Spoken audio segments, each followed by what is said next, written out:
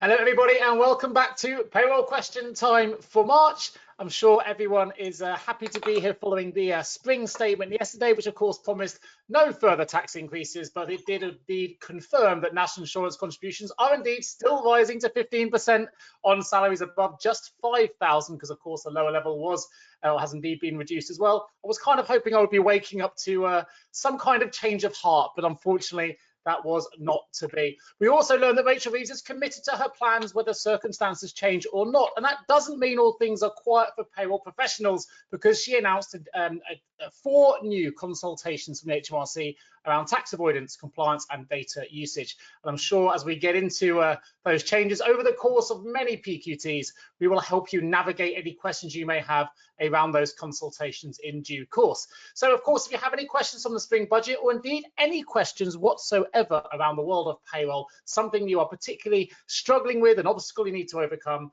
that's what our panel are here to help you navigate. So please do put your questions in the questions box and we will ask those in real time. The more challenging, the better. No such thing as a bad question. So whatever it is, do put it in there. Karen's already laughing because she knows she always gets the hardest question that gets put in that box. So there's a challenge to all of you listeners. Try and challenge Karen. Maybe we should change the name of the show. Challenge Karen. We're also going to be holding 2 polls today. So that's your opportunity to get involved in the conversation. We will be commenting on the results of those polls in real time as well. So please do give us your thoughts and opinions. We are, of course, recording the show. So again, you don't need to be busy writing lots of notes. We will send you the slides after the recording, and we'll also send you a survey. I always mention this. It's hugely important. This is your opportunity to tell us what you want us to talk about in the next PQTs to come. So please, if you have any particular subjects, whatever it might be around the world of payroll, this is your chance to let us know, and we'll do our best to discuss them in future shows. Now, last but by no means least, I want to remind everybody that the presentation does not provide definitive answers to individual queries, and in some places takes views on matters which are indeed uncertain.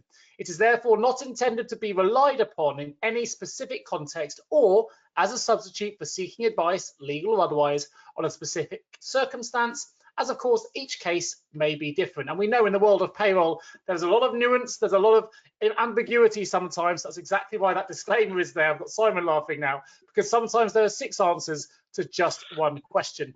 What I'm really happy about is already we've got people putting questions in the box, which is fantastic to see. So please do keep them coming through. Let me just introduce myself. My name is Nick Day. I'm the CEO at JGA Recruitment Group, the host of this wonderful show. JGA, for those not familiar, are a specialist payroll recruitment firm. We operate globally. I'm also the host of the Payroll podcast, where indeed you can get a copy of this show in audio formats and on video on YouTube at a later date if you can't quite make the whole show today, so don't worry. And that's about it for me for the moment. I'm going to introduce the rest of my panel, starting with my left to right. Usually it's Simon, but this time it's Matthew. So Matthew, quick, if you can introduce yourself, please. Hi, thank you very much, Nick. Excuse me, I'm feeling a little bit under the weather, so I'll mute myself so you don't hear me coughing and spluttering. But I'm a Policy and Research Officer at the CIPP. CIPP is obviously the Chartered Institute for Payroll Professionals, here to support everyone through their sort of payroll journey, whether that's education or through the sort of government representation that the policy team does. And yeah, I've got a bit of a background in outsourced payroll and accountancy before that. Fantastic. And Richard George. Yeah, good afternoon, everybody. Hope this finds you all well, and it's as sunny where you are as it is here. Richard George, Director of Education at the Payroll Centre, UK's largest training business. Like many of my peers, sit on a number of consultation groups, a part of the Award 300, and been in payroll for far too long. Fantastic. And Simon Parsons. Yeah, good afternoon, everybody. It's great to be with you again for another edition of Payroll Question Time. I'm Simon Parsons, Director of Compliance Strategies at SD Worx for the United Kingdom and cover Ireland as well. It's been involved in the industry since 1984. I know, look far too young for that. Mainly from an IT background, developing new payroll software, and I deal with government relationships for SD Worx and sit on, as do some of the other guys here, some of the government committees and groups that involve employers, software developers, rep bodies, etc. Fantastic. And last but by no means least, Karen Thompson. Good afternoon, everybody. So I'm Karen Thompson. Please be kind. I feel like Saturday Kitchen, where it's heaven or hell. You're going to give me hell, Nick. I'm partner here at Armstrong Watson, firm of accountants based in Cumbria, and I'm in our Carlisle headquarters today. I head up our payroll services. I'm a chartered member, and I have been in payroll for over 30 years. I'm very proud and still really enjoying it, Richard, for the profession. Like Simon, part of the Board 300, and Richard, and also involved in some HMRC and latterly DBT stakeholder forums. Fantastic. I've just realised, Simon, I would have been 3 years old when you entered the world of payroll. So as you can see for our listeners, we are joined by absolute industry behemoths today. So I would please do keep those questions coming in. Let's find out what we're going to be talking about today then. Today's discussion topics. We are going to be talking about statutory sick pay, employment bills rights and minimum pay, spring statement, of course. There are going to be times for some hot topics, and we're also going to be featuring the latest from the SD Worx Academy. We're going to begin today's conversation with a conversation that's always full of questions and lots to talk about, which is statutory sick pay today. But before I dive straight in, I'm going to start with our listener questions, because we've already got a few come into the box. Let's just keep that slide open for the moment. Interestingly, maybe Callum missed it in my introduction, but just to make sure, I'm pretty sure I'm correct, but I'll give it to the payroll experts on the forum. What will the new NI rate be? Karen, so as you get the first question. Well, for employers, it'll be 15%, and that will apply to Class 1, Class 1A, Class 1B, the lot. So instead of the 13.8, 15, and that will be payable on anything over £5,000. They have indeed lowered the threshold, which is why the actual cost on employers, I think it averages about 9%, doesn't it? Something like that, but it's quite expensive. So I hope that helps you there, Callum. Maybe just to mention, they have also increased the small employers relief. So if you're claiming like statutory maternity pay from 103% to 108.5% for those that applies to, and just staying with sort of national insurance bits. Fantastic. Well, of course, there's also the employment allowance as well, isn't there? Sorry, Simon. Yeah, sorry, I didn't know if Karen had mentioned the employment allowance has increased to £10,500, so that'll offset some of that cost rise for most of the small businesses.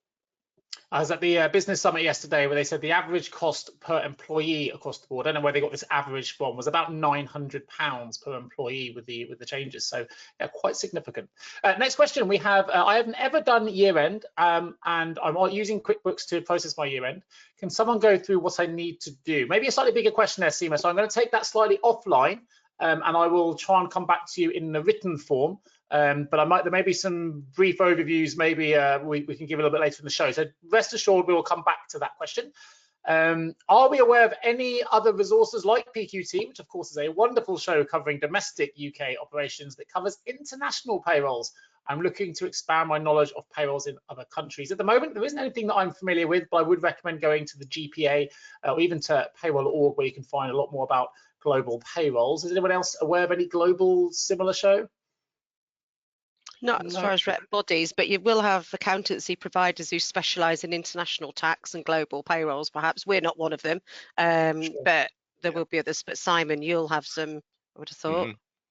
Well, that's right. So we operate throughout Europe, not necessarily globally, but certainly in Europe, we're significantly there. So we'll have resources and libraries. But as you're saying, Karen, PwC do, KPMG do, you'll find others. So you can actually find quite a bit about international countries, summarized by some of the big four and others.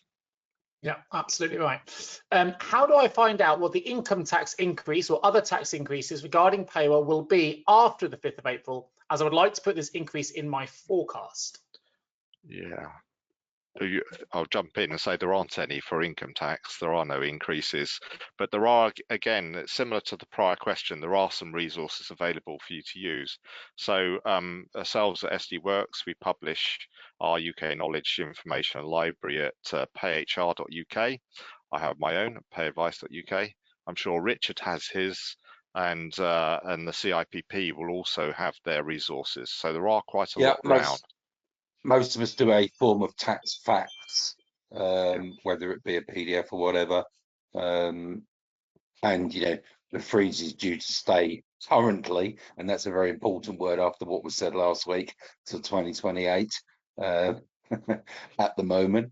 So principally, there's no expectation. I think also the budget's going to be something like November anyway now, was the date they've set. So realistically, unless something catastrophic happens, it is highly unlikely that we'll see any change till at least then, or understand any change until November.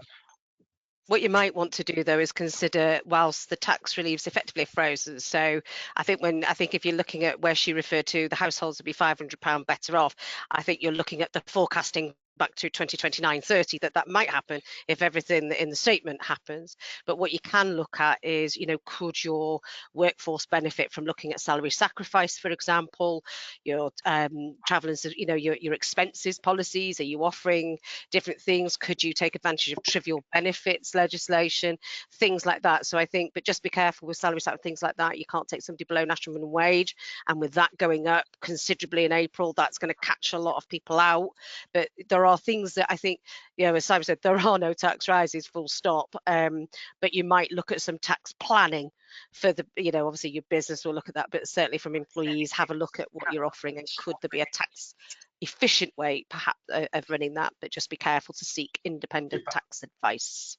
We've had a couple of sickness pay questions come in. So just for those waiting for me to respond to them, we're going to wait until we get into the SSP section on those, and that makes sense. We're going to be opening that in just a moment. One question left to ask here, which I'll come to you for, Simon, if I may. It's on payrolling benefits. I know we covered that a little bit in some of the previous shows. So it says we are starting this financial year, 25 to 26. If the P11D for 24-25 runs to the 5th of April, do I need to pro-rata the first month so that it runs from the 6th to the 30th of April? Generally, I'd say no. I think it depends on the circumstance of what you're talking about, because the benefit has probably been reported on the P11D. So if the benefit has already been reported, you don't really have a proration to do because the P11D is full year. But when you go into payrolling in the new year and at the renewal point, you do it through the life of the benefit.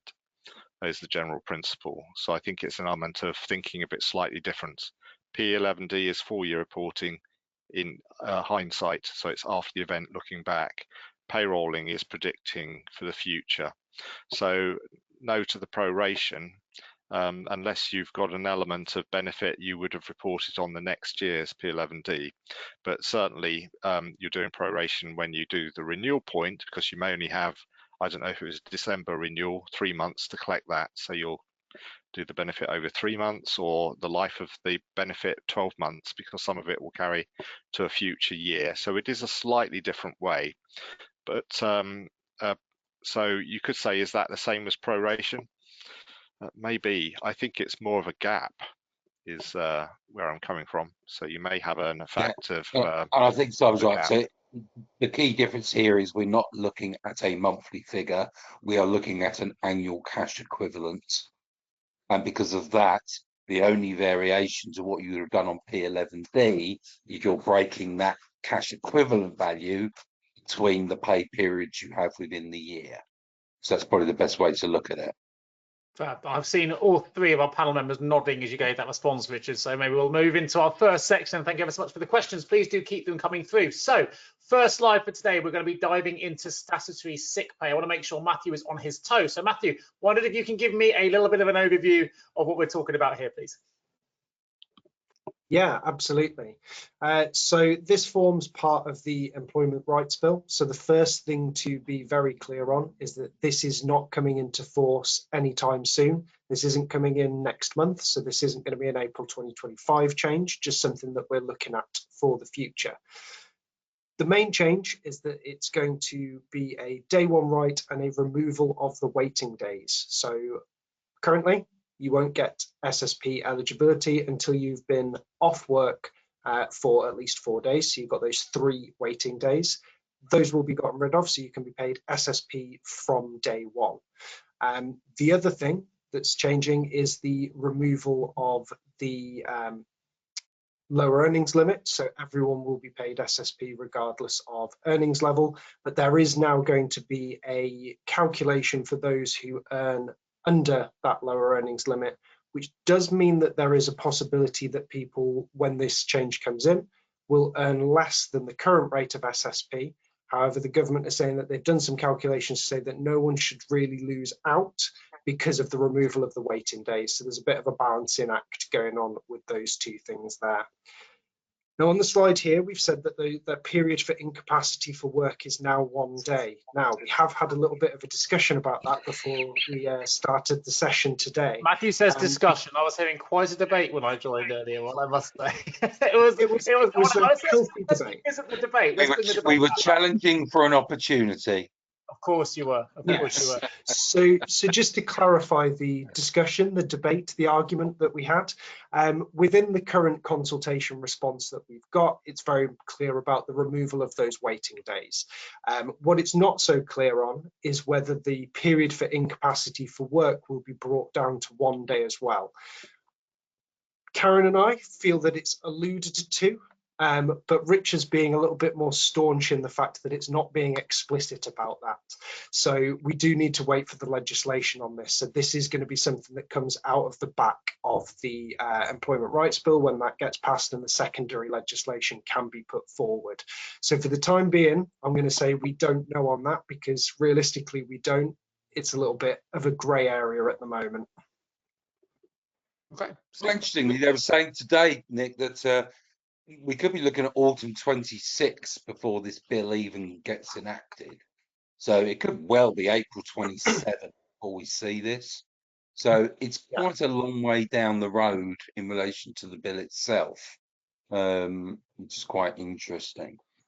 Current estimates for the Employment Rights Bill are sort of late this year for that to be fully passed through Parliament because it's going to go backwards and forwards between the Lords and Commons. It's a huge piece of legislation, but what it does mean is that we can't really start the work on this properly until that's all hashed out and we've got the final amendments on that bill. So the longer that takes, the longer this will take. So, you know, as Richard just said, we were expecting this probably April 2026. However, that's not even guaranteed at the moment because there are going to be some significant changes from a sort of software point of view, from a legislation point of view, that actually the longer that this goes on, it's more likely, as Richard said, it's going to be 2027, but we'll have to wait and see. I was going to say as well, don't forget with the bill, the Lords are already raising some bits, but I think it's important to recognise that the House has majority. And as Labour have put this bill together, I think it's safe to say perhaps other than tweaks, this bill will pass. It's gone at a rate of knots. Listening to employment lawyers, you know, they're saying it's the fastest they've ever seen. I think Matthew, even in policy, and even Simon and you know, and Richard, all our years, seeing a bill move this quick. You know, impressive, disappointing, but impressive. But with the SSP, you know, again, as you said, Matthew, it'll be interesting to see the devil in the detail, because don't forget as well, SSP and Simon, you'll probably know more, maybe it's social security legislation at the end of the day, and of course they've got, I think, primary and they've got secondary bits to this. But I think one encouraging part, whether you agree with this or you don't, is that the Department for Business and Trade and the policy people involved in this, because there's various people, as you will know, Matthew and Simon, Richard, is that they do seem to be trying to engage. So whether or not we will get the outcome of simplicity that perhaps we're all hoping for, I say that in a positive way, Nick, you'll notice for us, but I think it's encouraging that there's a lot of people around the table that are saying, talk to us, tell us what your concerns are. So fingers crossed, whatever does come out will actually be manageable. I think there's a couple of other things as well. First of all, because it's social security, it means that Northern Ireland have to do this separately. And I know they're being forced through, but it doesn't necessarily mean the timing will be the same, or even that the process could be the same, but you would hope it would be. And going, I think, back to Matthew's initial sort of introduction, I think people are still very LEL centric about what this change is, when actually it's a bit of a magic trick, because think about the LEL, it's just gone. It has no part in the new process whatsoever. So in fact, as Matthew alluded to, I use the word allude again because we like that word today, the principal position here is, and I will give you an example, remembering that the rate that's been approved is 80%. You could have an individual who earns £125 a week as a very good example. They are currently over the LEL. They would currently receive full SSP at £116.75. Under the new scheme, 80%, remember it's 80% of pay or SSP, whichever is the lowest. So on those grounds, that individual who earns £125, 80% of their pay is £100. So under the new scheme, they'll only be eligible to £100, where today they're eligible to 116.75. So yes, read the consultation. There'll be 1 to 1.3 million winners who currently receive nothing. But there is therefore also a very large chunk of individuals who are actually going to lose out, which is quite important. And I think that communication could be quite challenging. Without sort of going into the not rhetoric, but what the government will be pushing there is also that because of the removal of the waiting days, yes, you will only be paid £100 for those days, but you will get that from day one. So theoretically, if you have more than one day off, you are not necessarily a loser in that situation. And I think the break-even point for where it becomes worse that you're on that lower amount doesn't kick in until about 3 weeks. So the opportunities where people will realistically be losing out should be limited, but it is definitely something to be aware of, that it will be a lower payment. I think as well, I think that communication though is going to be a real tough one. It needs to be communicated properly. It's like moving to payrolling benefits. There is no variation to your percentage of taxation, but it's going to be completely different when you look at it. I always get a little bit nervous when Simon's this quiet. Well, I was just about to say as well, I was going to say, Richard, are we grouchy today? But what I was going to say was, don't forget as well, they're also looking at the SSP weekly rate. Now, whether it'll be daily rate, weekly rate, what have you, and what they've said in the amendment that's gone to the Lords was that they're now going to base the weekly rate on the national living wage.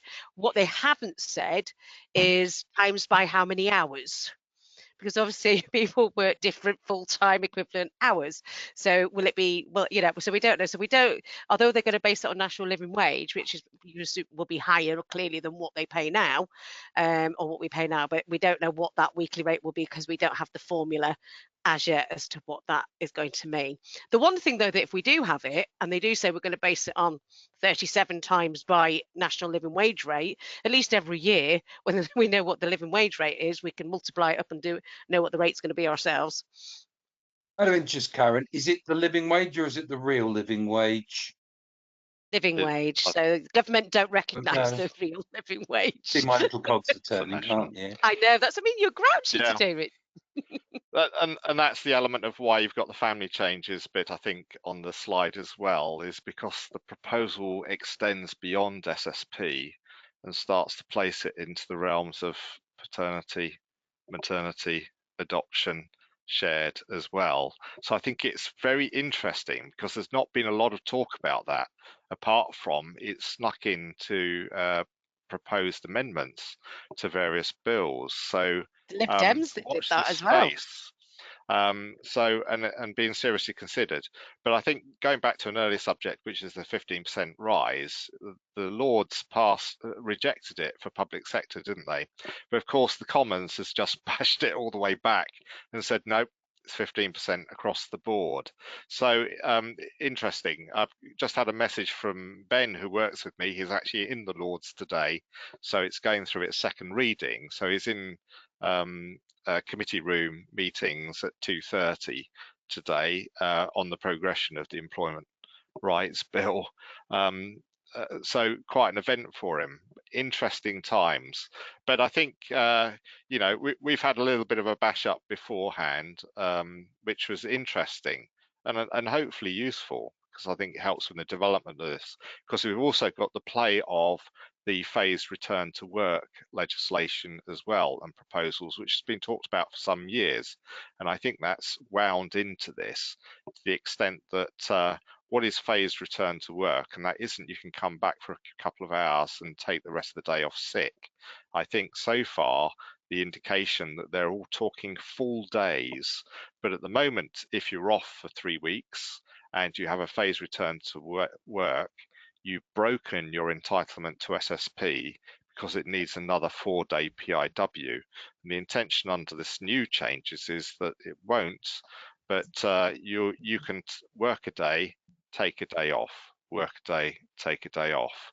But so far the indication is they're talking about whole days only, not partial days. But we have to see what comes out. So there was a question I think on social media this week. Nick, I don't know if any others saw it, and that was if someone's been off for 5 days and returns in the morning, but the manager sends them over to in the afternoon home because they're still really ill and they're off the next day.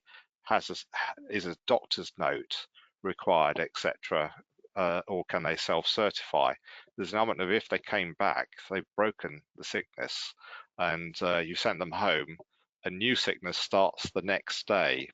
Is a sort of the position it is, because and whether you pay them that day or not, it's up to the employer. You have to pay them for the hours they certainly worked, but SSP wise, there is no SSP on that half work day.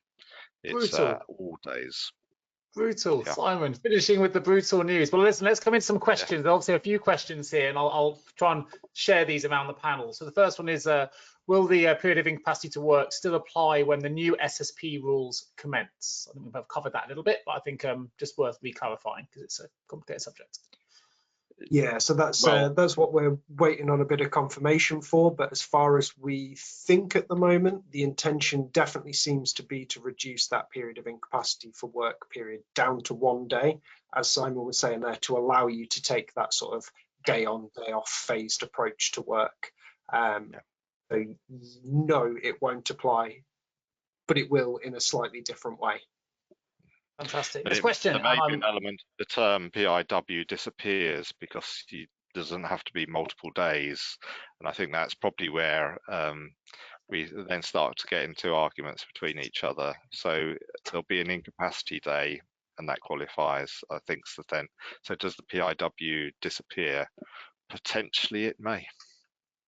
But the arguments are highly entertaining. So, you know, for those that weren't here earlier, I came into a full-on, okay, so next one. And I'm a little bit disappointed here to hear apparently there's another webinar talking about the same subject. Why do you need any other webinars? Just come to PQT. Anyway, apparently on another webinar earlier today, the PIW, they were told that the PIW is 2 working days rather than 4 calendar days in brackets, and that this PIW still needs to be met to be able to be paid SSP on day 1.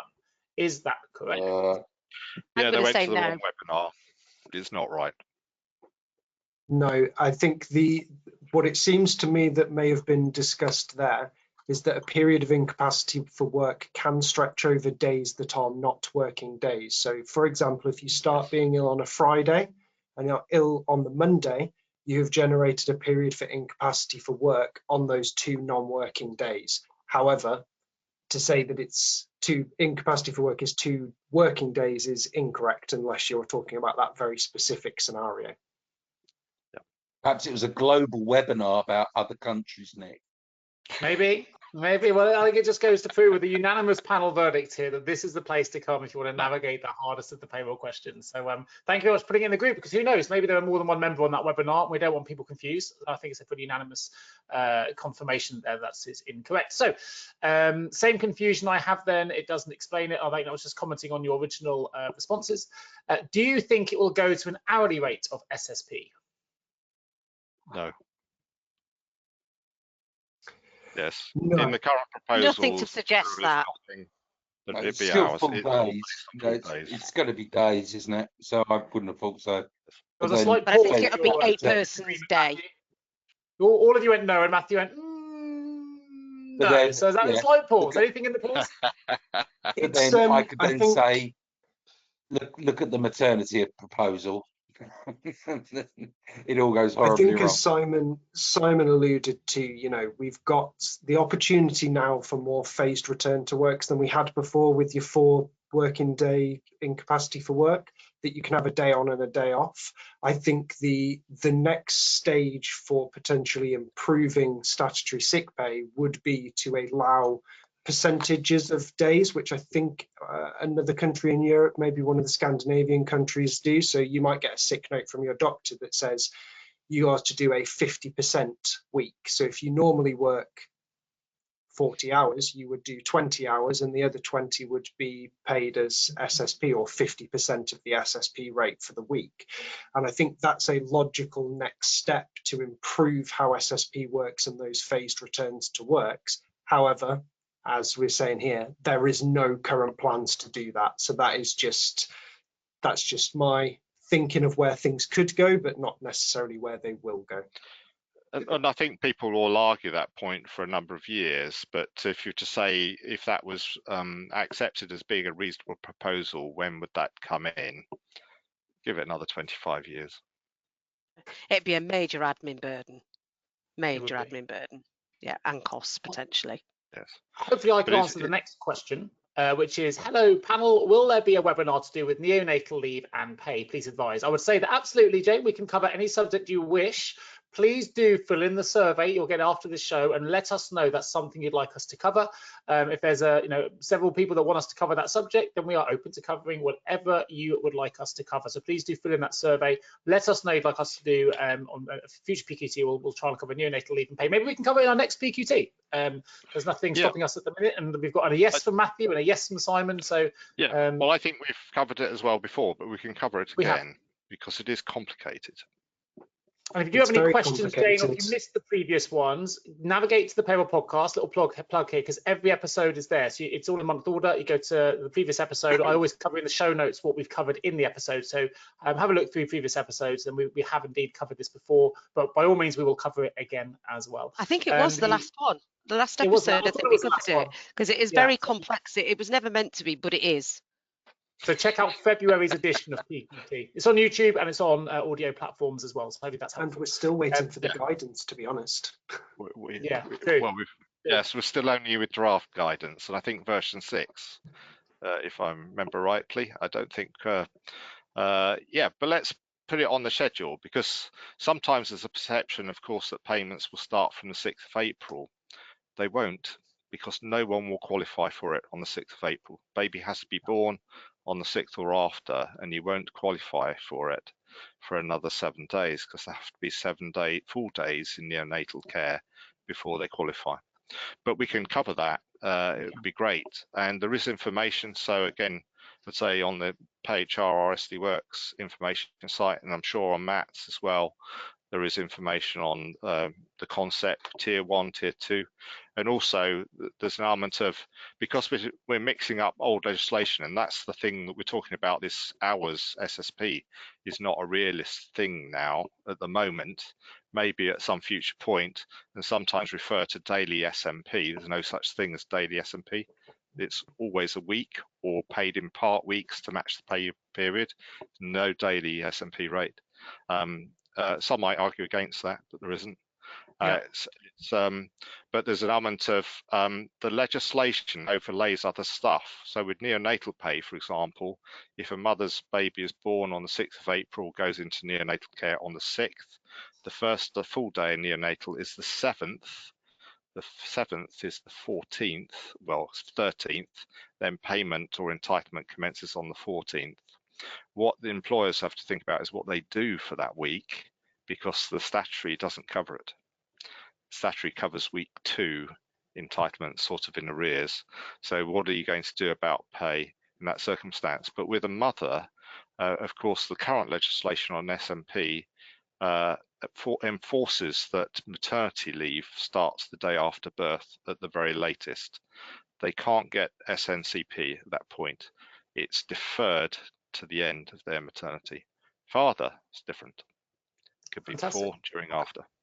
We've had a couple of comments come in just saying perfect, thanks, really helpful, thanks. Lots of positive commentary on the responses, and the other one saying it wasn't actually a webinar, it was a payroll and rewards brunch, but thank you for clarifying nonetheless. That's super helpful as well.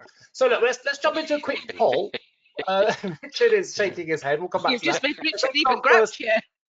Our first poll, which is, will the SSP proposals be a big impact for your business? No impact, small impact, medium impact, big impact, or not appropriate. So fill in those responses. While we're waiting for that to come through, we will obviously comment on the results. We're going to move over to our next section after this, which is going to be the employment rights bill. So if you have any questions around the employment rights bill, around zero-hour contracts, umbrellas, fair workers agency, or anything else, start putting your questions in the questions box now. We can sort of go through those in the correct section in real time. Of course, if you have a question that isn't related to employment rights bill whatsoever and it's about something else in payroll, then that's welcome too. So please do put them in.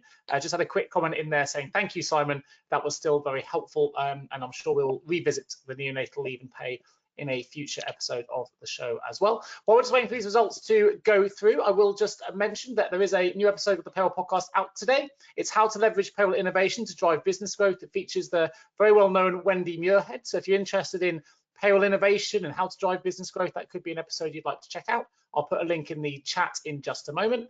And while waiting for me to do that, let's have a look at these results. And I'm going to ask Karen if you can comment on the results when they come through. Let me just see where we are with the poll.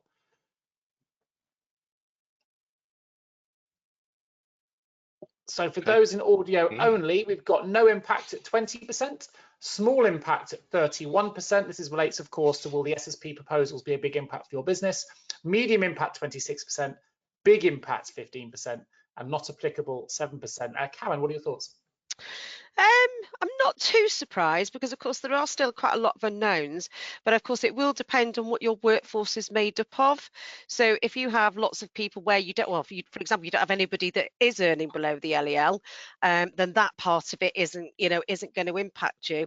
I do think, just looking at that though, you do need to consider, once we know all the facts, how it might impact with your occupational sick pay scheme if you have one, and how that's going to interact. If it's a day one right, what do you do, with your OSP?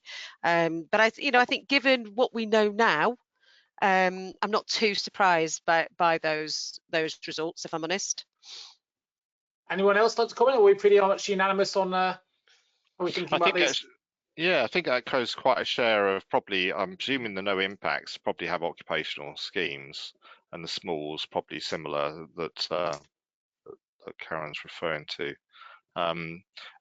Just a quick comment on the subject, Nick. Sure. Some of the press has been saying that this change comes in from the 6th of April this year. I think that was based on a press release from Economica, who kind of push out these sorts of government press release type stuff. They're not the government. They're a commentary company. They're incorrect. It doesn't start in April this year. There you go. It's amazing how much incorrect news is being published, right? This is, you've heard it here first. Yep. Okay, let's jump into our next section, because I know there's going to be some questions around this as well. We're of course, going to be talking about the employment rights bill, zero-hour contracts, agency workers, umbrellas, changing civil to criminal, fair workers agency, and anything else. I'm going to come to Simon for this one. This is something that Simon researches in some detail and is very much up to speed with, not just what's happening, but also the naming and shaming. So Simon, over to you. Okay, I'll briefly go into there, and I'm sure we'll expand out. So zero-hours contracts have been a concern for the government for some time, prior governments as well to a certain extent. And originally we started seeing changes in zero-hours contract terms under the prior Conservative Liberal Democrat coalition. And I've forgotten the name of the chap, and I met him in Wales not so long ago. Sorry, Richard. What, Nick Clegg? No, not Nick Clegg, the other chap. Okay, he's other person. Yes, that was in the DBT or BAYS as it was at the time, who brought it in. But in effect, at that point, zero-hours contracts usually had exclusivity clauses. So they didn't guarantee you any work, but you weren't allowed to work for anybody else either. And you had to come in if they called you. And that was kind of changed then. But there's still considered to be malpractice in the zero-hours contract space. Of course, lots of people think it's very good because it allows them to work in the odd hours when they're not looking after children, or they've finished their lecture and they've got a couple of hours spare and they can make themselves available. I think the reality is they're probably seeing that that's a minority rather than the majority.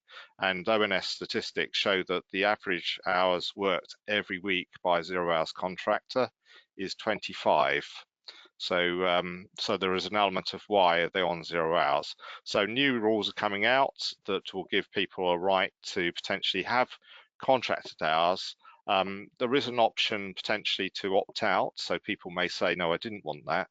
I'm quite happy as I am because I just wanted to fill in, get a bit of money for hobbies and things when it's suited because I'm caring or got other things that I do. And the new rules actually apply to agency workers as well. So it's an element of watch this space, but I'm sure others could fill in some of the gaps on the 0 hours for me as well. Under umbrellas, of course, there's a lot of umbrella malpractice, if I call it that, going on. I'm sure there are some very compliant umbrellas, but apparently 70% of them aren't. They're finding tax avoidance schemes quite often operated or incorrect and underpayments of taxation, which we'll probably cover a little bit when we talk about the spring statement on next steps. So there is a new regime being brought in to govern umbrella schemes and make them. And the tax avoidance named list has got increasingly large. It's back in the days when I started publishing, there were about 25 or 26. You think, how much bigger can this get? I'm thinking at the moment it's probably over 150 firms, and some of those operating in public sector as well. So they're getting in there with nurses, medical staff, other things like that, NHS, local governments. Changing civil to criminal. So if you look at the regulations that have been put forward, no longer are some elements of Employment Rights Bill treated as a civil matter. They're actually moved to a criminal matter. So like national minimum wages at the moment, national minimum wage is potentially criminal to pay under national minimum wage. To not pay holiday pay isn't criminal, but it will be under the new Employment Rights Bill, which then moves into the Fair Works Agency creation, which is this new agency which will police minimum wage, holiday pay, sick pay, amongst other things. So those are the certain areas where they feel there is still an element of employment abuse, and with the Labour government obviously there to protect the worker, of proposing to tackle it in some way. That's me done for the moment. I'll let others speak on some elements of the Employment Rights Bill. There is much more, so like day one rights to this and that, protections for maternity, etc. Well, let me come to Richard then, Director of Education. Obviously, you're going to be involved in that. I think everyone's got a view that they can probably add. So I'm going to just keep it similar. Come to you first, Richard, if I may. Yeah, I think it falls under two sort of tables at the moment, because you do have the, I guess, the consultative parts, but then there was also the amendments to the amendment to the amendment to the bill, which has got some very radical aspects to it. Just filling up Simon's gaps, hire and refire, fire and rehire is also part of the process, making it unfair dismissal, removing the maritime flexibility, which obviously you could use P&O as the example, due to the boats on the move. Basically, it means that there's no requirement for consultation. Taking that further, they're changing collective consultation rules, which are currently set at 20 people minimum per location. That will move to 20 people generally across the board. Where else are we going to go here? The shift pattern models, so having adequate shift pattern timescales of change, but then possibly paying where shifts are removed at very short notice. Simon's already mentioned about the pregnancy support, but then there are other things as well, and as I say, some of them are very radical, especially when we look at parental pay. So if you Google up the amendments to the bill, there is things in there such as doubling parental pay, is a prime example, This would obviously be for everything but maternity. Increasing paternity to 6 weeks and including kit days for that, making carers leave payable, having a further unpaid bereavement leave was another. But I guess the really big one for me is the whole principle of maternity. So remember, this is an amendment that still has to be read, but they're looking at making maternity paid hourly based on the real living wage rather than the national living wage. Which kind of makes you think, is that the government's direction rather than the living wage? And this is just, I'm sure Matthew Karen can add even more, but there are quite literally hundreds of alterations or amendments within the bill. It's just what happens when it happens. Sorry, Matthew. Does it say real living wage or does it say genuine living wage? The real living wage. So having a London and remainder of UK rates for maternity. No, Which is kind of why I challenged the question of Simon's earlier on about using the living wage for SSP. Because perhaps it's just my cogs turning, but why would you use the real living wage for a future maternity change when by rights you'd use the national living wage? So does this mean that the direction of the government is towards the real living wage in the future rather than the national living wage? I was just asking the clarification there because they used the term genuine living wage with terms of getting they were very of living specific because of the London variance on it, Matthew. So absolutely. Right. Yes. Yeah, it depends where the amendments are coming from at some of the times, but certainly the ones on maternity, paternity, etc. originally that were coming from sort of more the government side referred, I think, to national living wage, which was odd because it didn't refer to national minimum wage either. So there's an element of what's the direction of travel. And I guess there's an element of, is that hourly? And I guess that's a big question mark. Is it hourly, or is that really taking what's their normal working week? We could be paid a lot more on that working week basis. What is the living wage, real living wage, whatever this value is, rate? So it isn't what is your normal. I think it's in comparison with the living wage of whatever description, what would apply, and then you may get 80% of that, or 90% would be still on your full pay, etc. It's interesting times because this is all disturbing the flat rate concept. I think what I would probably add at the moment is, I'm going to be honest, I'm not familiar with what process goes into tabling amendments, whether they can just throw amendments out there willy-nilly and then see what sticks. But we are in the process at the moment of going through those amendments, and Simon mentioned briefly earlier the national insurance rate legislation that was going through Parliament. There were, to be perfectly honest, a few quite insane amendments on there to exclude certain sectors from the national insurance increases. And with the time until the end of the tax year, that just was not going to be feasible for softwares to implement that in time and for people to actually get their heads around who should or shouldn't be paying these new national insurance rates. So I think, quite frankly, that was a little bit insane to try and do that. But basically, all of those amendments were struck down with the reasoning in the on the legislation page stating that it impacted the income to the Treasury or something to that words, basically saying this amendment would have a detrimental impact on the budget set out by the government. So realistically, with the majority that Labour have in government, any amendment that would likely have a material impact on the budget that they have set out is likely to be struck down. So changing any of the rates of parental pay, because we've got the 92% or 108.5% rebate on those amounts, it's very unlikely that they'll allow any of those amendments to go through. And, you know, while there's a conversation to happen around them, they're being brought up to start that conversation. certainly myself and the policy team at the moment, we're really trying to sort of stay a little bit distanced from the employment rights bill until we have a sort of final royal assent on anything that goes through there. Because at the moment, it's kind of just you pick and choose what you think might happen because it might not.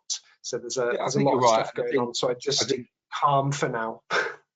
And I think going back to Simon's comment, these amendments to the amendments are to be put in front of the House of Lords. But given, as Simon quite rightly said, the majority that Labour have in the House of Commons mean it probably won't matter anyway. In that respect, raspberries is the term that's being used, Richard, that the House of Commons could just blow some raspberries. But I was just, if I'm going to pick up on what Matthew's just said, and I think you're quite right, Matthew. I think it was the Lib Dems that have proposed this £386 a week as a number based on hours. But don't forget, the House, if you look at it politically, might commit to do that, but they might do it from 2030. So, you know, whoever gets the government next, it'll be your problem. Hot potato. You know, let's hold that thought for a minute, because I'm sure there's some commentary there. So what I'm going to do is I'm going to open the next poll and see what the audience think, and then we'll go back to the commentary and just the conversation, if that's okay, because I want to try and get this running at the same time and concurrently. So the second poll, of course, is it time then for a thorough business review? 3 options here. Yes, we are reviewing. No, we're not reviewing, or not sure yet, not applicable. And while waiting for those results, Karen, I'm going to come back to you so you can just finish that point. I thought it'd be quite interesting for you just to keep the conversation going while the people listening can have their sort of view at the same time. Yeah, I mean, we've mentioned the Fair Work Agency. That's the one that concerns me quite a lot, if I'm honest. And it's because I think it's going to want to make an impression. So as Simon's, you know, when you're looking at holiday pay, I mean, even the guidance that was put out for the January 24 changes has that big caveat at the front of, yeah, this is just guidance. You should seek independent advice. So I'm not sure how the Fair Work Agency, what are they going to base that on? But they will have a lot more powers for naming and shaming. They're also going to be doing things like checking. So also in the employments bill, if we're looking at family stuff, if you've got more than 250 employees, you're going to have to publish all your family leave policies on your website. They've also announced, not part of the bill, but it's actually ethnicity reporting again for those with 250, and that does pose, you know, problem. You know, we're working with our HR colleagues, but payroll, we shouldn't, I argue, need somebody's ethnicity for paying them. So there's other stuff, but this will all come under this Fair Work Agency. I just hope that they take, you know, because at the moment it feels that ministers are, you know, jack of all trades, master of none. So with the Fair Work Agency, they're going to have to be very careful that they pull people in from government departments who do know this. You know, if you take, for example, National Wage, HMRC do the compliance. Well, if the Fair Work Agency are going to do it, they're going to need educated on how to do this. But I say my worry is they're going to want to make a mark and say, we are here, we're not, you know, we're not going to mess with you. There's some other stuff in the bill that's not necessarily payroll, but did sort of, having listened to some employment lawyers, and it's around things like sexual harassment of employees. And being a bureau, this got me thinking, so it's just my own thought, or an accountancy firm, you know, it says you must take reasonable steps to prevent it within your own business. The bill's changing that to all reasonable steps within your own business, but then it's extending it to third parties. So if I take my own team, you know, we deal with clients. So if a client then, you know, what might we need to put in place that, you know, make sure that our policies say if a client is, God forbid, rude or sexually explicit in some way that causes offence, you know, that we as a business have to do something about that. And I think it's important to bear in mind that it's not about what the person intended. You know, if we take different age generations, you know, my one back in the day, well, it won't surprise many of you, when I was you know, working at 16, 17, it was perfectly normal for an engineer to smack your backside as you went past. Clearly today that would be unacceptable. I'm not saying it should have been then, but all these things, you know, time has changed, and what do we need to, you know, put in place to do that, to help with all of our workforce. But again, Fair Work Agency, you know, we'll be looking at things like this. What have you got in place? So it's payroll, but it's also the business part of this as well. I agree, and actually, funny enough, you raised the last minute about sexual harassment. We've as an agency, we've had to cover the same thing because obviously we deal with clients like you do, Karen, and we've just booked up training for our entire team and actually entire company, whether you're on the front line desk speaking to clients or not. And again, it's because you have to take that proactive step to be doing something and training. It's how the individuals feels, not what was intended. Yeah, it's really interesting. Well, let's see what the poll results coming up for then, and we'll get the panel's thoughts on these. It's coming up for those in audio only at the moment. Is it time for a thorough business review as the question? Yes is 33%, we are reviewing. 44% no, not reviewing, and 23% say not applicable. So what are your thoughts on those? I'll come back to you, Karen. What are your thoughts on these? I think it depends on who the audience are, who are listening, because no, not reviewing. I would strongly. Now, if you're payroll, yes, we've covered SSP and what have you, and there's more to come. But as a business or encouraging colleagues, particularly if you do both, you wear both hats, I would strongly encourage you to at least look at what's in this bill, because as we've said, there may well be tweaks, but this has been put forward by a Labour government who has the majority in the House. So with the exception of some tweaks, these are likely to go through. Yes, the time frame is still in question, but again, this government, are saying that they too want to show that they're making a difference, which politically you can understand. So I would, 44% not reviewing, I would strongly, you should start to be looking at this and planning, or at least working with colleagues would be my view. Super. Okay. Well, if we've got no other comments on this, again, pretty fiery subject again, I think here. Let's move on to our next part of today's show, which is talking about minimum pay. Changes from the 1st of April 20. Sorry. Can I quickly add to what Karen said? I agree with what Karen said, and I think from a HR side, there are some huge changes happening. And as Karen alluded to, a lot of these things are likely to go through. What I have been saying to people is these are likely to be first steps in a number of ways.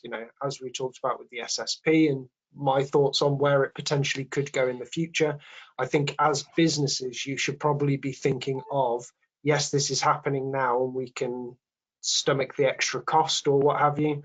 Where does this go in the future, and are we still able to do that if the next steps are expanded upon? So yeah, I totally agree. And if you think about the ethnicity and disability pay gap, consultation started last week, so it's coming. It's just when. So perhaps it should have been called the Good Work or possibly Not Working Plan. Would have been a better name for it. I don't know. Are you? I'd stick to the payroll education. I think the challenge we have often with this stuff, Nick, when you discuss it, is we think the business has got it all in hand, so it's all okay, isn't it? But there's an element of the amount of holiday pay schemes that we review as a business, because everybody's caught up with the fact that this Fair Work agency is going to come after them soon. And they say, yeah, of course we're compliant with the law, just check over the rules. And you look at it, they're not aligned with the working time regulations at all. And some of them, they're a million miles away from it. It's complex areas that people need to have an understanding. And sometimes you're dealing with policies and rules that were set 20 years ago. That might be quite recent, but they're out of date. So there's an element of we need to think what's happening and why, and decide and be prepared for it, because it will impact our business, and it gives us as professionals an opportunity to be a focus for good for our business in the preparation.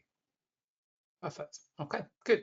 Let's move to minimum wage then. I've got to come to you, Matthew, if you can again, just give us a bit of an overview. A few subjects again, which are often our listeners are keen to post some questions about when we talk about salary sacrifice or living wage and things like that. So if you have any questions and you're watching this, there's 99 of you, anything at all around minimum pay, put them in the questions box. We will ask our panel. But without further ado, Matthew, if you can give us an overview. Thank you very much. Yeah, so to go through what's on the screen here, so 1st of April is fast approaching. So pay periods starting on or after the 1st of April, you will need to pay the new national minimum wage rates. As far as the rates go, we've seen some quite large increases in the 16 to 17-year-old rate and the apprentice rate. I believe they went up by about 18%.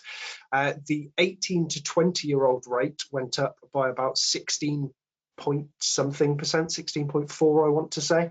And to give you a bit of a insight into the background, that has increased by quite a large amount, predominantly because the Low Pay Commission has been tasked with making recommendations on the rates in order to remove the discriminatory adult rates aside from the national living wage. The idea is that in the future, all adults 18 and over will be entitled to the national living wage.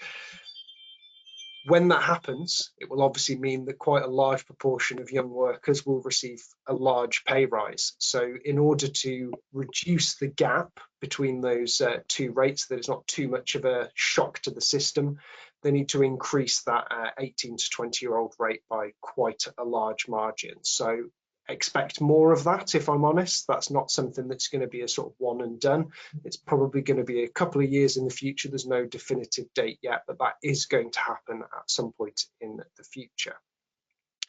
Now, we've been talking about the real living wage. Richard brought it up earlier. That is a completely voluntary scheme. So you can be a real living wage employer, and you then have to apply the real living wage rates. Now, what the real living wage is a separate calculation that the government uses, which tries to take into account the actual cost of living. So they have some calculations based on what things cost, what it costs to live in certain areas, and they have their own real living wage. And there are two real living wages. There's an inside of London and an outside of London. So they have an inside London weighting to recognise that the cost of living is indeed higher in London than most other areas of the UK.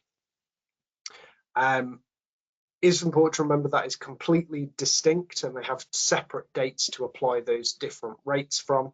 But you can become a real living wage employer if you pay all of your staff above that living wage. There are no age bands with that, so it has to apply to all staff, not just anyone who would have the living wage applied to them.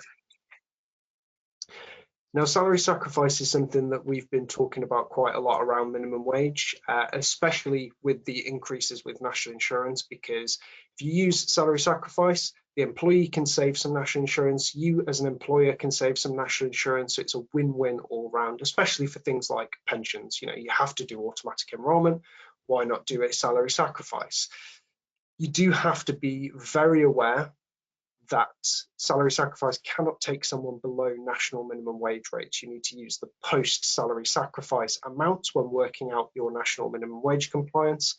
And with these big increases to national minimum wage rates, it's very important that you do some reviews at the start of the tax year, because people who were previously above national minimum wage, maybe you're sort of like team leaders, supervisors, that sort of level, who were just slightly above minimum wage, prior years, they may have been salary sacrificing into a pension scheme quite happily and compliantly. But because of those raises in the rates, if you haven't also got their salary to rise in proportion to those raises in national minimum wage rates, you might find yourself falling foul of a non-compliance of dropping them below national minimum wage with the salary sacrifice scheme. So definitely encouraging people to do some reviews at the end of this tax year. But I'll hand over and see if anyone has anything they want to add, or if we've got any questions. It's a pretty thorough review. Simon, anything you'd like to add? Just a couple of little comments, actually, Nick. There's an element of the real living wage was announced usually October each year, and then employers have 6 months to implement it, which takes it up to May. If you're still on the old real living wage, it will be below the national living wage if you don't make that rise before the 1st of April. So although to remain a real living wage member and meet their rules, you can be in breach. And I think we've even had a press article recently of a real living wage that's been caught breaching national minimum wage. So just to be wary that it doesn't get you off the hook. So although it's higher, its timings are different and its implementation points are different. The other aspect, I guess, on real living wage is it's an hourly rate. National minimum wage isn't.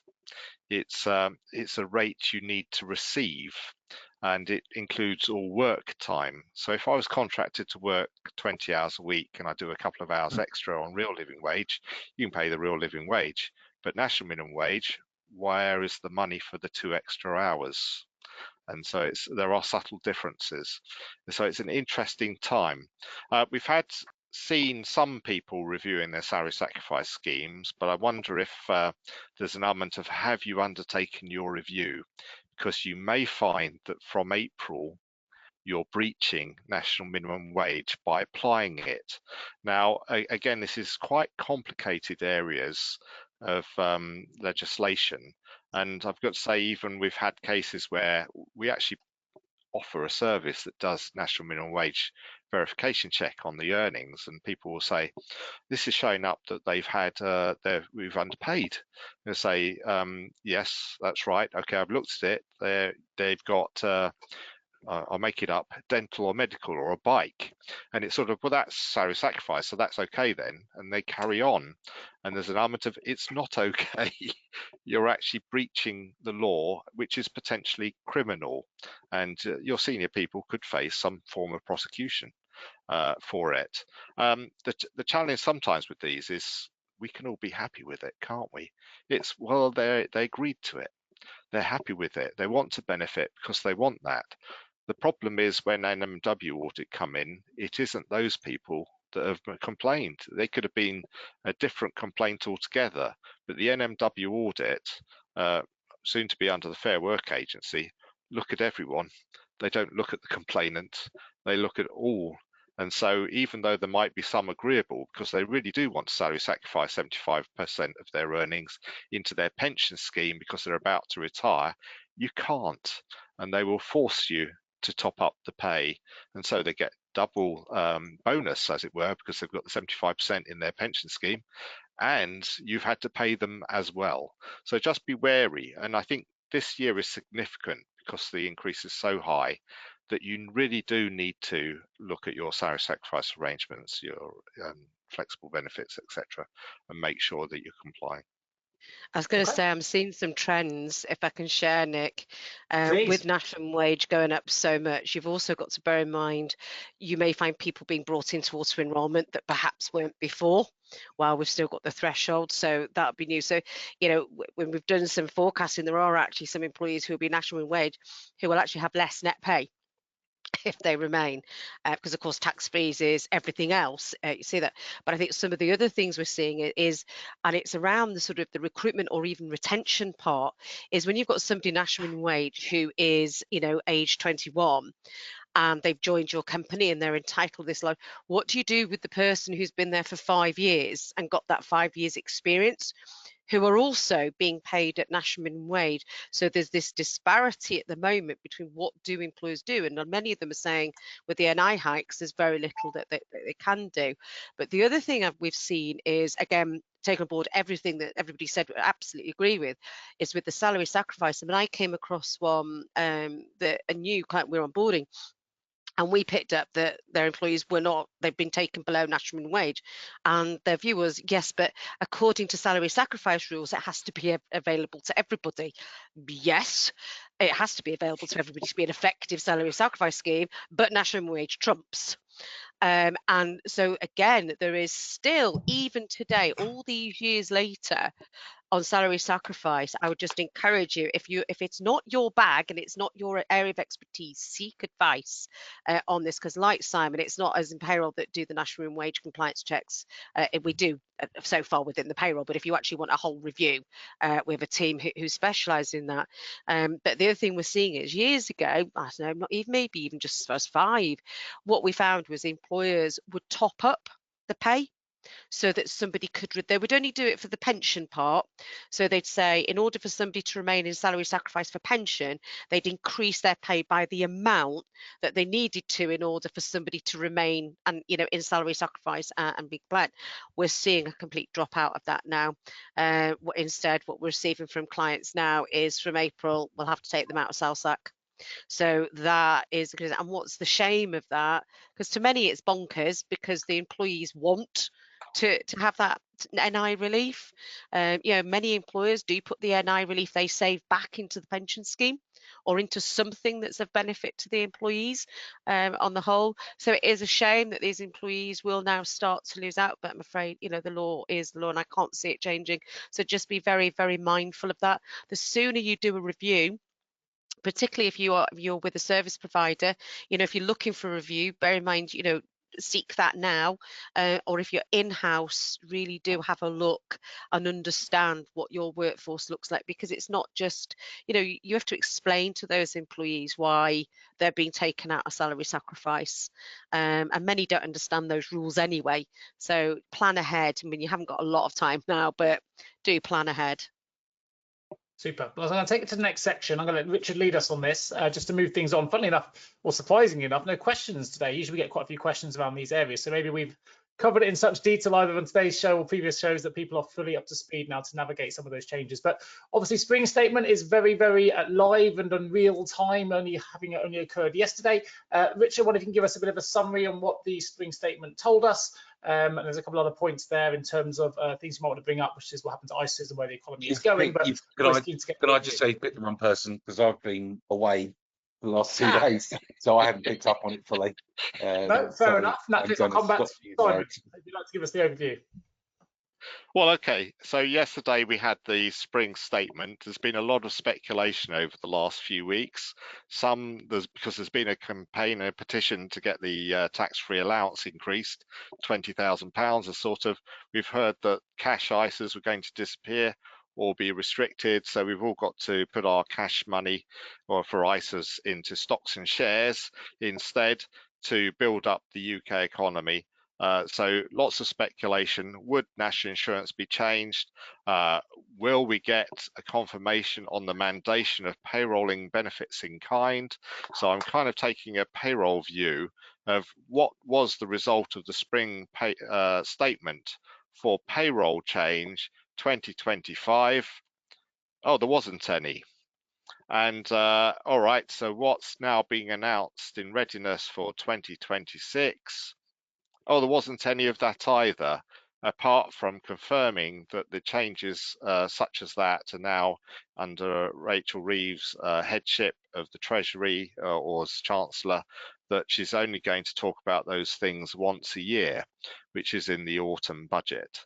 So that's what we have to look forward to. We've talked about it before, whether that's November, October, December. So look forward to whatever is to be announced there. So where's the economy going? I guess the critical factor of the opposition would be saying is all the predictions from the autumn budget last year have now all halved. So maybe the economy is facing a little bit of a rockier future than thought.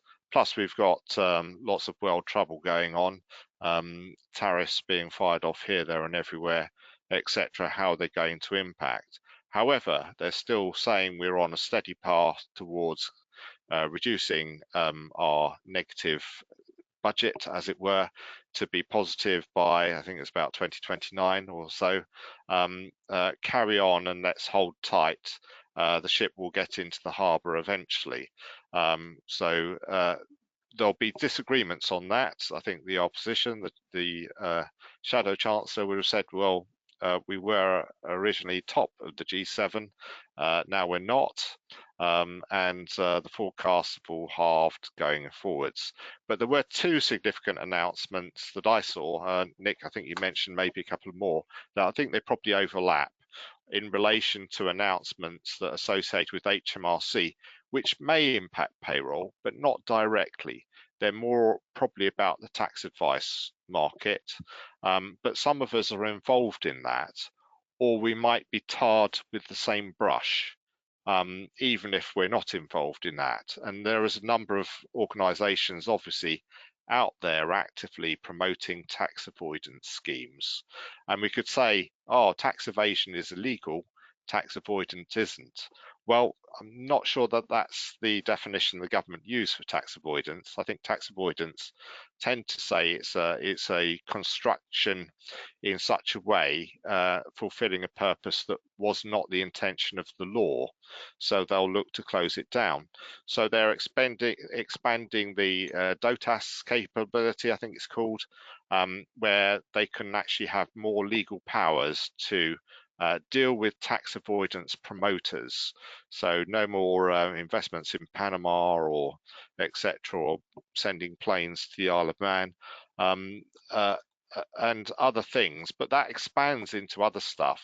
So we've also seen provision recently of stopping tax refund companies performing illegal, as it's now found, because the paperwork's not correct, but refunds for employees where they seem to, for individuals where they're recruiting them to claim refunds, for the refund to be paid to the agent, and the agent's off to the Bahamas, and the individual doesn't see the money, or only sees a token amount of the money because the rest has been dealt with by that tax agent. And I think there are other avoidance schemes going. And we've talked a little bit about some of those sorts of things we see on the periphery as well, of salary sacrifice schemes, which seem to be promoting things where we'd actually say, do they really work? Because I don't think they do. And you can have arguments between Queen Counsel or whatever on various elements of whether they work or not. But the government is certainly trying to tackle, or HMRC, what seem to be just paper transactions. So they're not real. It's sort of is it a duck? Does it float? Does it paddle in the water, or is it a chicken? It's kind of just because you call something doesn't make it that. The other element, of course, is the tax advice market and regulating it better. So they're expanding powers, so which could capture payroll. That's my fear. And Matt may know more on this or not than me, but could, requiring us as payroll professionals, certainly if we're offering services to other businesses, not our own company, but to other businesses such as bureaus or a payroll service. And sometimes we as a payroll department, although we may consider ourselves internal, we also just happen to do a couple of payrolls for our franchisees or partners or a neighbouring business as well that are on the premises, that you then have to be regulated, registered, commit to obey the agent code, etc., and potentially open to investigation. Maybe have to have professional membership of some body or other, although that one's a little bit iffy because I don't know that there is one for most of us. There's a membership body, but is there an organisational body? And the powers that HMRC will have to remove our agent approval if they find that we're not acting in a way they want. I've gone on a bit there, Nick. A couple of things I'll add, only because I was at the Business Leaders Summit in Westminster yesterday, and some really interesting insights given there, which I wasn't aware of, but I think it does impact payroll as well, because it has an impact again on tax revenues. I think you said, where's the economy going? I think one thing I discovered is essentially we're kind of treading water at the minute. Growth is flat, minus 0.1% GDP recently reported. And I think the tax burden's rising, particularly on SMEs, and me and Karen have talked about this, impacts obviously my business and others, has certainly dampened entrepreneurial spirit and confidence. And you certainly sensed that in the Business Summit, Leaders Summit yesterday. And I think you're seeing a lot of talent, and we're seeing an impact on the talent market already. Either people not hiring because of the impact of some of the changes, or those high net worth individuals starting to drift abroad. And there was a really interesting stat yesterday that said that 2024, the UK experienced a significant exodus of millionaires, with 10,800 high net worth individuals leaving the country, which is a 157% increase from the 4,200 it passed in 2023. And that number in 2023 was a record at the time. So it's over doubled. If you're wondering why that's of interest, it's because those people, those 10,800 millionaires, equate to tax contributions of approximately 529,000 average taxpayers. So that's pretty significant in terms of how that rolls back into the UK economy. And obviously, payroll is critical in terms of collecting the tax on behalf of the HMRC through payroll. So I thought there was a few interesting things there. And I thought that that's definitely impacting on the job market. And obviously, that's the optic and lenses that I look through things. Unemployment may remain low at the moment, but hiring is definitely slowing, particularly in private sector service roles. Public sector spending is 45% of GDP at the moment. So I anticipate maybe the roles will appear in public services, but certainly we're seeing potentially in the future, we're going to see fewer pay rises, less job mobility, and probably more pressure to do more with less. So it's going to be an interesting time. That would be my view. And obviously this is trying to be non-politicized, but just giving you an idea of what was discussed at the summit on how what we're seeing in the world of recruitment and what we're seeing in terms of stating facts on the exodus of millionaires and the speed of growth. So I think it's going to be a few painful times ahead. Karen. I think there's other sides to it. If you think about it, principally, the net effect of the employer cost change hasn't hit anyone yet. Not yet. I think it's quite key. You know, what are people's views going to be at the end of April in comparison to what they are at the end of March? Which I think is quite a key factor. And as you mentioned, the public sector, you know, her key statement is around reducing 15% of cost. Where does that cost come from? I think it's really key. 45% of GDP is government spending, which I thought was a bigger number than I probably anticipated. Maybe everyone was aware of that number, but it was much higher than I thought. There was one other element as well that I thought might be impact from the spring statement, and we haven't discussed it. I don't know if maybe it directly impacts payroll, but I'll bring it up. Was as an extension to the bereavement leave for miscarriages, I saw mentioned. So for those experiencing miscarriage before 24 weeks of pregnancy, I believe, will give parents the right to take the time they need without fear of financial loss. I don't know if that was worth mentioning at all or not. I would say I was going to also bring up just a bit on the economy. It's not directly payroll at all, but just to give you a feel for the market and to watch out. I think is it the 2nd of April. So we have a colleague, Richard Cole from Future Money, and he looks at all the markets and investments. So not my bag, but it was really interesting what he said. After the statement yesterday, the markets basically shrugged their shoulders and went, yeah, whatever. There was no surprises. What they're more concerned about is the tariff day, or what's it? Trump's called it the Royal Tariff Day or something like that, he's called it. So that, I think, is one, whilst it's not payroll, clearly it may have a massive impact on the economy, depending when you're looking at trading and everything else. That's our manufacturing, that's, you know, exports and what have you. That then would impact employers and therefore employees and payroll. So I think it's a watch this space for next week, which is not something we would normally talk about on here. No. And yet here we go. There's one thing that did slightly drop, didn't it? It didn't go up, and often the good news tends to go positive. It did drop yesterday, so I guess that's an indication of how it was perceived. Matthew, there was one thing within the spring statement documentation from yesterday, which I think have been briefly discussed before, but might have an impact on sort of payroll businesses. The government are looking to co-opt or steal the idea. Luckily, there's no tariff on ideas that the US and Canada have with a whistleblowing scheme for tax evasion and non-compliance, which essentially could mean that individuals, private citizens, other businesses can whistleblow on organisations and companies that they feel are evading tax and potentially receive a cut of the revenue that HMRC could generate from any subsequent investigations. So I thought that was interesting and might impact some businesses, but hopefully none that are on here because they'll all be fully compliant. I think that's a consultation. There's a couple of consultations CIPP are involved in as well. I don't know if that's one of them, Matthew, but a few mentioned, weren't there? So I think if you're going to do it, get a contract signed to get your share and when you'll get it. Will it be taxed? Not sure when the plans are for yet, but I don't think that's a current consultation, but we'll wait and see. Well, look, we've had a question come in, so I want to make sure we tackle this while we still have the time. It comes in from Mark. It says, if someone is receiving a bonus in a month and wishes to increase salary sacrifice pension to 75%, for example, just for that month, which then takes their basic pay below minimum wage, is it okay to still process as per the employee's request, as the bonus is effectively making their pay higher than their minimum wage for that month? Interesting question. I'm going to say it depends what the bonus is for.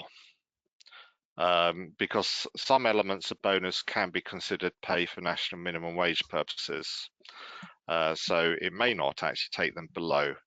But if you're sacrificing, and so there's an element of identifying what is earnings for national minimum wage, and just to be clear, premiums aren't, various allowances aren't, but you can have bonus included if it's in relation to the performance of duties. You can even extend 1/12 of that to the prior month of that bonus to cover national minimum wage as well, if it is. But be careful. An employee can contribute as much as they like as an employee contribution. It doesn't impact national minimum wage because pensions doesn't. Sometimes it's said that deductions do impact national minimum wage. No, pensions doesn't. It's exempt. Share purchase is exempt, so you can be part of a share incentive plan. Don't affect national minimum wage at all.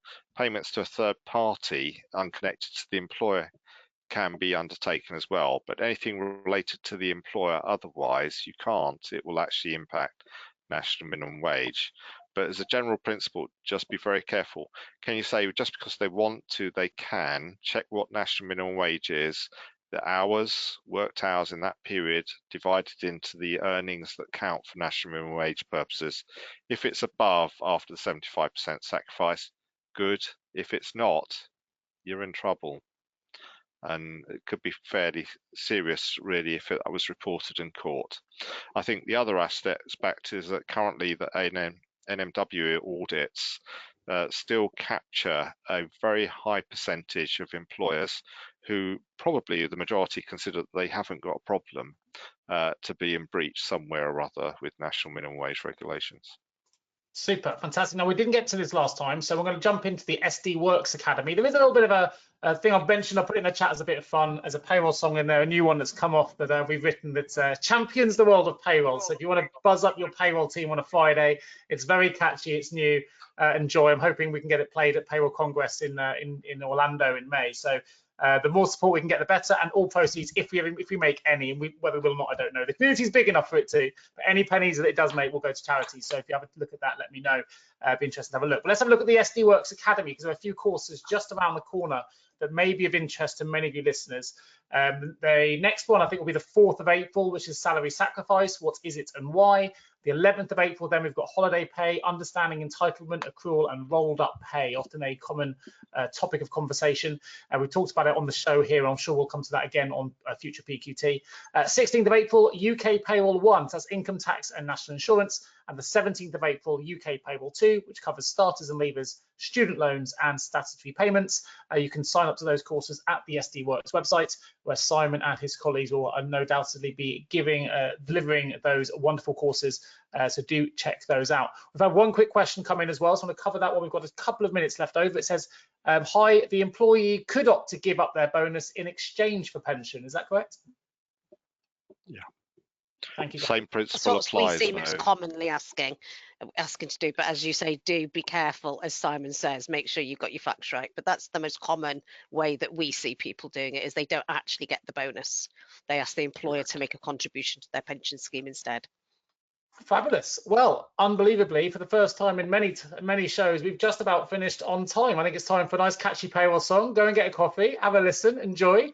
We'll be joining you all for the next PQT on the 25th of April. I'm actually not going to be delivering that show. It's going to be one of my colleagues. I'm going to be in the States that side at that time. So one of my colleagues, I think it's Natalie or Steve, are going to be joining us for PQT. So please give them a warm welcome. Thank you today to Matthew Akrig, Richard George, Simon Parsons, and Karen Thompson for giving us a wonderful panel show on Payroll Question Time. I've been your host. My name is Nick Day, and we look forward to bringing you the next show in April, and I look forward to meeting you all myself in May. Brilliant.